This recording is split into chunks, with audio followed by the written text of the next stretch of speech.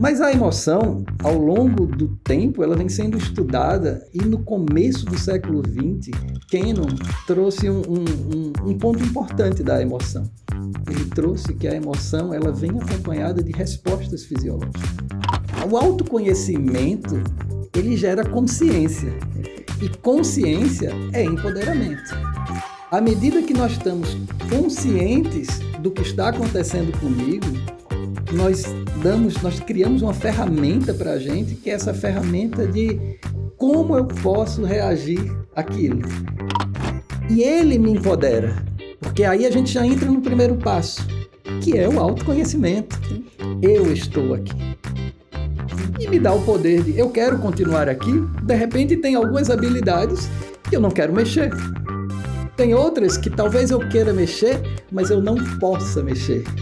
Que elas talvez sejam muito dolorosas e eu preciso de um processo em paralelo para mexer. Mas tem outras que eventualmente eu não presto atenção, eu não estou atento e que eu posso trabalhar e evoluir. Olá, espero que esse nosso bate-papo te encontre muito bem. E só para te lembrar que a Axis tem o objetivo de trazer pessoas muito talentosas para falar de temas que são importantes para você, para mim e para todos nós.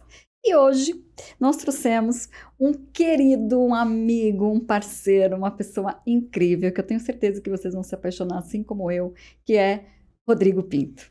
Ele tem uma experiência na questão das emoções, na questão da gestão das emoções, do entendimento de como elas funcionam na nossa vida. E ninguém melhor do que ele para falar um pouco desse tema para a gente. Rodrigo, por favor.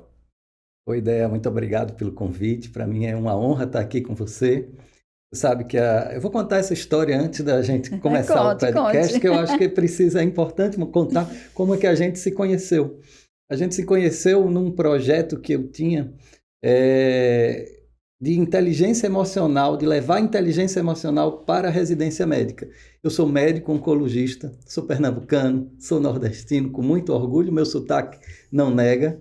E nós nos encontramos que eu queria fazer um projeto de inteligência emocional voltado para a residência médica.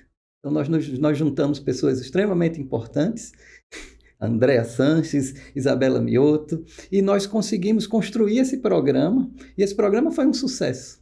E deste programa surgiram grandes ideias, grandes parcerias, e nós estamos aqui para juntos trazer mais conhecimento, mais informação para vocês. É verdade. E surgiu um grande desejo da gente trabalhar junto. Estamos aqui hoje. Para a gente começar o nosso bate-papo, eu vou fazer uma pergunta, mas é uma pergunta daquelas perguntas, né, Rodrigo? Eu queria perguntar para você, fala um pouco para a gente sobre as emoções e também sobre o papel dela nas nossas vidas. Pode ser? Pode ser, não é uma pergunta tão simples assim da gente falar. Falar de emoções é algo sempre muito complexo. Sim. E algo, inclusive, que nós não estamos habituados a lidar e conversar. Verdade. Mas, como estamos aqui nesse bate-papo, eu queria trazer um pouco até da história dos estudos das emoções. Eu não sei se você sabe, Andréa, mas um dos pioneiros a estudar as emoções foi Charles Darwin. Você sabia disso?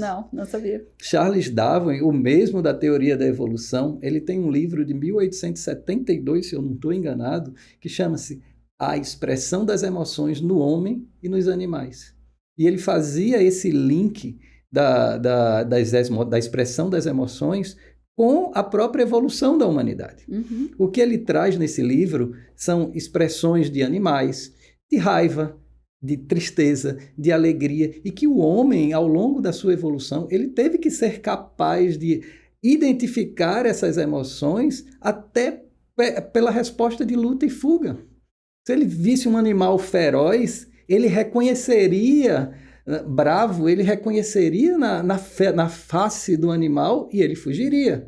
Se ele visse um animal triste ou com fome, ele iria reconhecer isso na face do animal e ele poderia acolher o animal. Então, isso vem da evolução e ele atribui que, dentro da evolução, isso foi um dos aspectos que nos selecionou até hoje. Essa habilidade de reconhecer as emoções nos outros. Então, Darwin trouxe essa obra e essa obra ficou esquecida durante muito, muito tempo. Mas ele é um dos pioneiros e eu quero trazer esse crédito a ele, porque Darwin não só falou da evolução das espécies, mas Darwin nos trouxe conceitos sobre as emoções também.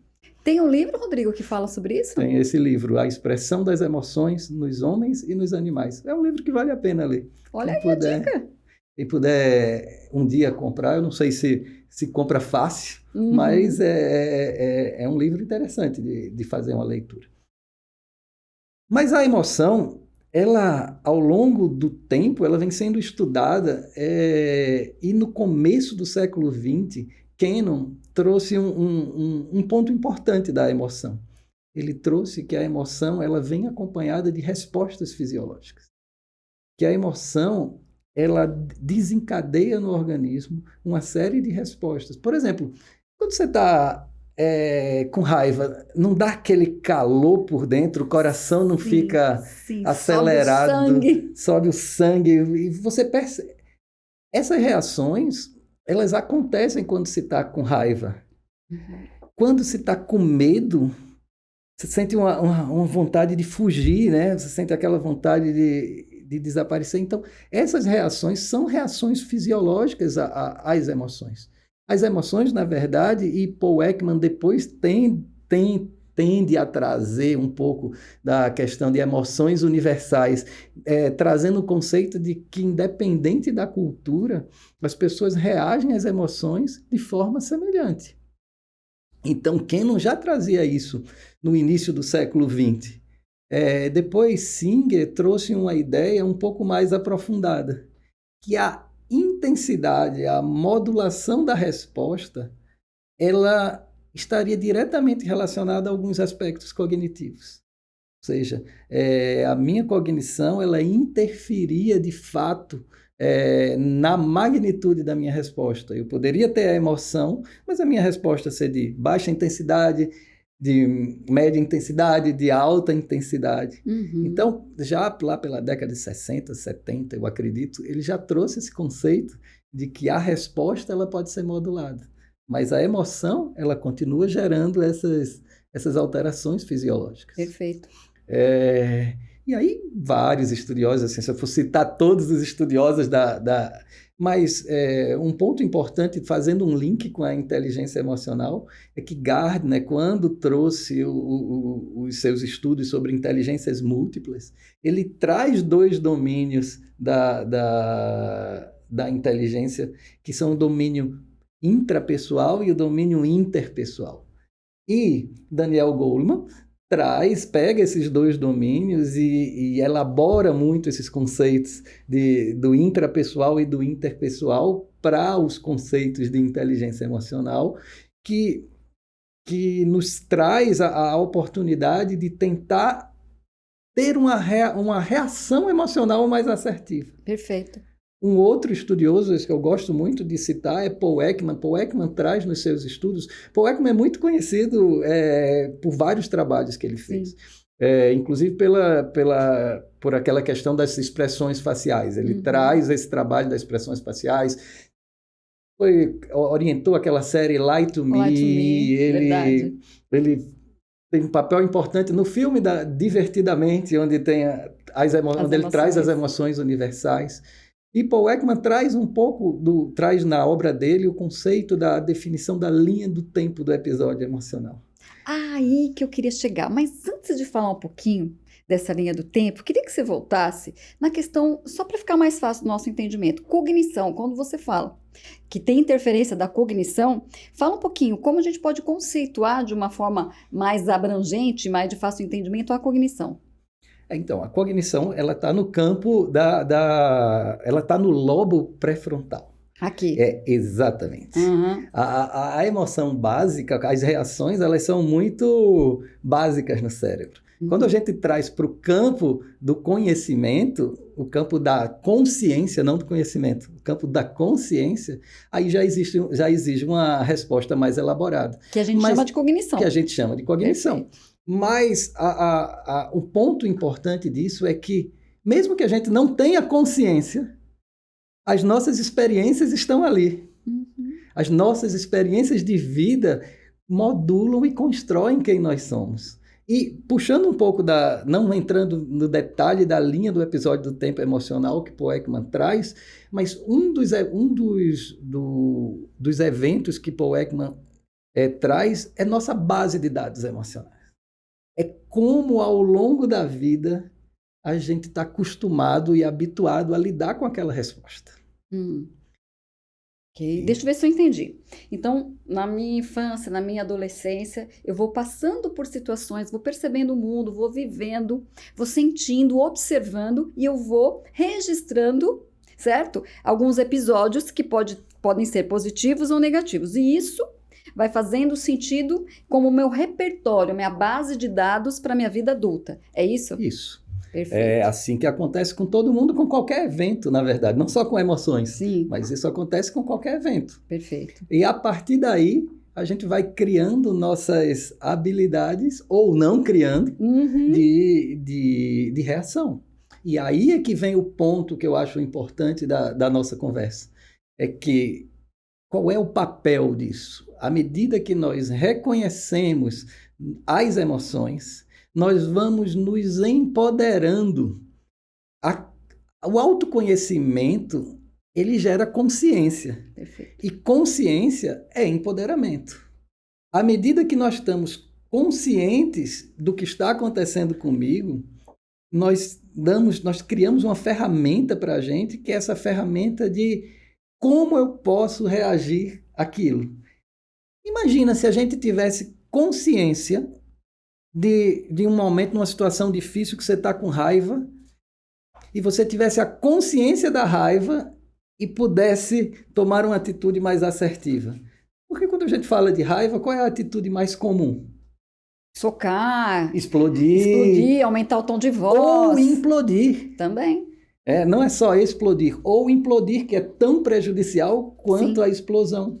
Mas já imaginou se a gente pudesse reconhecer essa emoção antes da ação, e a gente pudesse tomar uma ação mais assertiva e mais produtiva para nós, para o mundo, para os outros. E um dos grandes papos, Darwin falava da evolução da espécie como sobrevivência.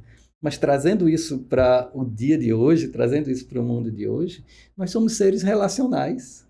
E modular ou compreender nossas emoções, isso também continua diretamente relacionado às emoções. Você que sempre trabalhou com liderança, com carreira, será que a gente pode explodir com o nosso chefe, ou com o nosso gerente, ou com o nosso coordenador e dizer tudo mesmo que a gente quer naquele momento de raiva? Talvez não seja a melhor escolha.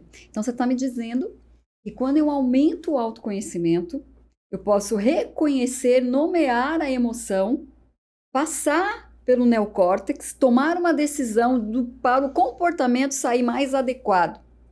Claro que eu preciso ter um tempo para raciocinar e escolher o melhor comportamento. E quando eu consigo fazer deste tempo o melhor comportamento frente ao que eu quero, eu posso dizer que eu estou desenvolvendo o autoconhecimento e a habilidade da inteligência emocional. É isso que a gente pode chamar de gestão das emoções. Ah, entendi. Isso, da hora que eu possa, se puder me empoderar disso, eu posso começar a ter gestão das emoções. É fácil? Claro que não. É um caminho extremamente difícil e ele passa por um período inicial, que é o período do autoconhecimento mesmo. Se eu não sou capaz de reconhecer, muito provavelmente eu não vou ser capaz de analisar, eu não vou ser capaz de fazer uma avaliação mais adequada. Então, é uma trilha, é uma jornada. Eu costumo dizer que o cérebro é igual um músculo para o atleta. O cérebro, ele precisa ser treinado. Se o atleta vai para a academia, faz as atividades físicas, ele fortalece o músculo fica mais forte e ele consegue resultados melhores. Da mesma forma, a gente consegue treinar o cérebro. O cérebro tem uma coisa chamada neuroplasticidade, que é a capacidade dele ser treinado, dele evoluir. Então, a gente também consegue treinar o cérebro para que ele ganhe músculos, entre aspas, que Uhum. o cérebro não tem músculo, mas que ele se fortaleça e torne a gente com a mente mais clara. E na hora que a gente tem mentes mais claras, existe uma possibilidade, uma tendência de decisões mais assertivas e mais condizentes com o contexto. Perfeito. Eu queria voltar num ponto que você trouxe, que muito me interessou, e eu acho que vai interessar muitas pessoas que estão nos ouvindo também.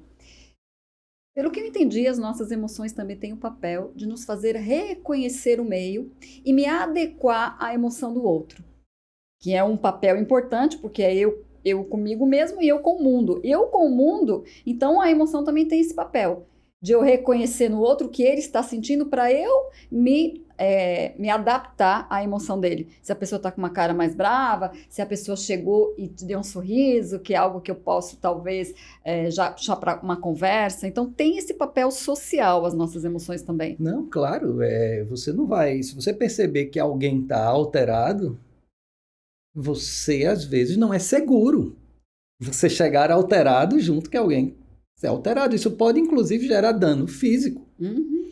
Ter essa habilidade de reconhecer no outro como ele está naquele momento também nos empodera a tomar a decisão mais adequada. A gente fala de raiva porque às vezes é o exemplo mais gritante, mas na tristeza, ser capaz de reconhecer o sofrimento do outro, e aí já entra em outros aspectos da inteligência da emocional. Se conectar. Empatia. Empatia só existe se houver conexão. E eu ser capaz de reconhecer, me conectar com esse sofrimento e entrar com ação contra esse sofrimento, aí a gente já aprofunda, já vai da empatia para a compaixão. Mas eu só consigo evoluir nessa escala se eu for capaz de reconhecer. Porque senão vai passar despercebido por mim.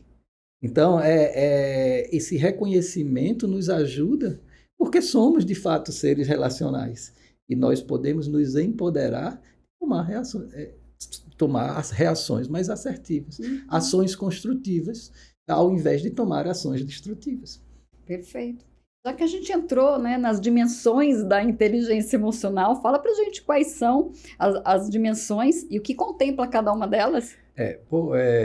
Daniel Goleman traz para a gente essas duas dimensões que eu tinha falado inicialmente, que era a dimensão intrapessoal e a dimensão interpessoal. Perfeito. Intrapessoal, o que é da gente com a gente mesmo, né? E aí ele traz os termos de autoconhecimento, automotivação e autocontrole. Ora, eu preciso me conhecer, eu preciso saber o que de fato me movimenta e eu preciso exercer controle sobre minhas ações. Que é autorregulação também. Que é autorregulação. Na dimensão interpessoal, ele traz muitos conceitos de empatia, que é essa conexão. Empatia, sentir com. É diferente de simpatia, que é sentir por. Olha, sem a simpatia eu percebo que você está triste, mas a empatia vai mais além. Ela existe necessariamente uma tomada de perspectiva. E uma ação. A ação pode acontecer ou não. Eu já acho que a ação está mais envolvida com a compaixão, que é um passo depois da empatia. Está no caminho. Mas a gente está no caminho. Se eu não me conecto, eu não tenho nenhuma ação. Porque eu posso me conectar e de repente não ter nenhuma ação, mas eu estou de fato conectado, eu estou junto com você. Mas estar junto já é uma ação. Mas eu preciso primeiro dessa conexão. E um outro ponto que Goleman traz é a sensibilidade social, que é você, de fato, ser capaz de se enxergar como membro de um grupo, membro de uma sociedade. Você não é isolado, você não consegue fazer parte desse contexto isolado. Então, você faz parte dentro de um contexto social e você está envolvido dentro desse contexto. Que pode ser trazido também como sociabilidade. Pode ser. Tem vários nomes para isso, né? Sim. Eu gosto do nome sensibilidade social. Perfeito. E olha que coisa importante para a nossa carreira, para as nossas relações, para as nossas atitudes de liderança. Porque sem eu colocar o foco, entender e aprender sobre essas coisas que você nos falou, fica muito difícil ter relações com conexão, com desejo de eu, você fazermos algo melhor. Então, tudo que você nos disse está já envolvido no nosso dia a dia. Talvez não com essas palavras ou de uma forma tão didática, mas isso já acontece na nossa vida. Na verdade, é isso que a gente, nessa nossa trilha sobre inteligência emocional, a gente está querendo jogar um pouco de luz. O que a gente quer, será que a gente está enxergando com mais clareza tudo que está acontecendo conosco e à nossa volta, ou ainda está naquela obscuridade? E é isso que a gente quer. A gente está tentando trazer um instrumento que é um relatório, mas eu falo a minha opinião pessoal sobre relatórios. Olhar relatório pelo relatório, sem a gente saber o que a gente vai fazer com isso, eu não sei até que ponto isso agrega no desenvolvimento de cada um. Eu acho que o relatório ele tem que ser um ponto de partida. O relatório é como eu estou agora. E aí sim, o relatório vai me trazer muitas informações, vai trazer muitas ferramentas para o meu eu neste momento. E ele me empodera, porque aí a gente já entra no primeiro passo, que é o autoconhecimento. Sim. Eu estou aqui. Sim. E me dá o poder de, eu quero continuar aqui, de repente tem algumas habilidades que eu não quero mexer. Tem outras que talvez eu queira mexer, mas eu não possa mexer. Que elas talvez sejam muito dolorosas e eu precise de um processo em paralelo para mexer. Mas tem outras que eventualmente eu não presto atenção, eu não estou atento. E que eu posso trabalhar e evoluir. Eu acho esse é o ponto fundamental de um relatório. É que baseado nele, a gente possa traçar um movimento. Eu não enxergo o relatório. Ele é estático daquele momento, mas eu preciso usar dele como um instrumento de movimento. Como eu quero caminhar? Que ações eu poderia tomar para melhorar em tais e tais e tais aspectos? Perfeito. Na verdade, agora você entrou num ponto muito importante, que é, você falou do relatório. E é o relatório que a gente usa para balizar, para trazer informações a respeito do quanto eu conheço as minhas emoções. O quanto que eu lido bem com a minha inteligência emocional. E ele não serve para nomear, ou para rotular, ou para dizer para uma pessoa se a carreira dela vai ser boa, vai ser melhor por conta disso. Pelo contrário, ela vem para expandir a consciência e que a partir deste momento a pessoa possa se conectar com ela também e faça escolhas de desenvolvimento mais direcionadas para o que ela quer. E isso é importante, a gente entender que qualquer instrumento que venha para nos apoiar nesse processo de autoconhecimento e autodesenvolvimento, ele não vem para rotular ou botar o dedo e dizer, apontar algumas coisas. Ele vem simplesmente para abrir uma portinha, para que a gente possa falar desse assunto, para que a gente possa se relacionar melhor com as coisas que já acontecem no nosso dia a dia. É isso, doutor? Com certeza. Já de doutor. A gente costuma conversar muito sobre esse tema, mas o autoconhecimento gera expansão. Sempre expansão. Um olhar mais amplo, um olhar mais aberto, mas, acima de tudo, um olhar mais claro.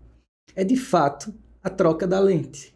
E na hora que a gente troca a lente e consegue olhar com mais clareza, isso nos empodera muito. O ser humano não tem ideia de como ele fica empoderado quando ele está ciente de si. E a gente pode tomar a mesma reação, ter a mesma reação. Não tem problema. Não tem problema, às vezes, de eu ter até uma reação dita, eu não gosto desse termo positivo, negativo, mas uma reação dita negativa. Não tem problema, desde que eu esteja consciente de que eu estou tomando aquela reação e eu vou estar consciente do que é que eu quero com aquela reação e dos riscos que eu estou correndo. A gestão da consequência pelas minhas próprias escolhas. É a gestão da consequência pelas minhas próprias escolhas. Porque exatamente. A comanda vem, viu, Rodrigo? Não, ela vai vir mas ela vai vir no automático. Essa é que é a questão. Quando a gente está envolvido dentro de um episódio emocional, você acha que a gente escolhe entrar dentro de um episódio emocional? Não, a gente simplesmente entra. E essa entrada, ela é inconsciente e muitas vezes a nossa reação, ela é automática. Então, fazer gestão das emoções de uma forma muito grosseira é quebrar esse automatismo. Para a consciência. É trazer a resposta para a consciência. Porque uma vez a emoção instalada, ela está instalada. Uhum. Eu não tenho como fazer com que ela desapareça.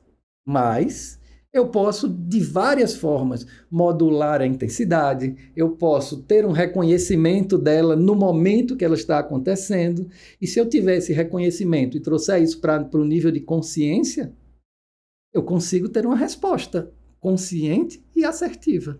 Perfeito. Ou a resposta mais adequada.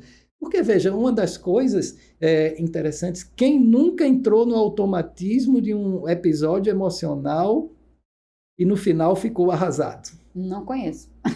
Não conheço. Eu desconheço quem nunca tomou teve uma resposta emocional automática. Porque é natural do nosso ser. Então fazer a gestão das emoções, eu vou agora controlar todas as minhas respostas emocionais? Claro que não. Claro que não. Mas eu vou trazer para mim uma habilidade de, pelo menos, tentar reconhecer e tentar entender. Para que, em alguns momentos, eu possa tomar consciência. Nem sempre a gente vai continuar reagindo no automatismo. Mas quanto mais consciência e quanto mais eu treino o músculo da mente, mais eu vou estar atento para reconhecer que esse episódio iniciou. E aí, dentro desse reconhecimento, eu posso ter uma resposta. Muito bom. Que aula, né?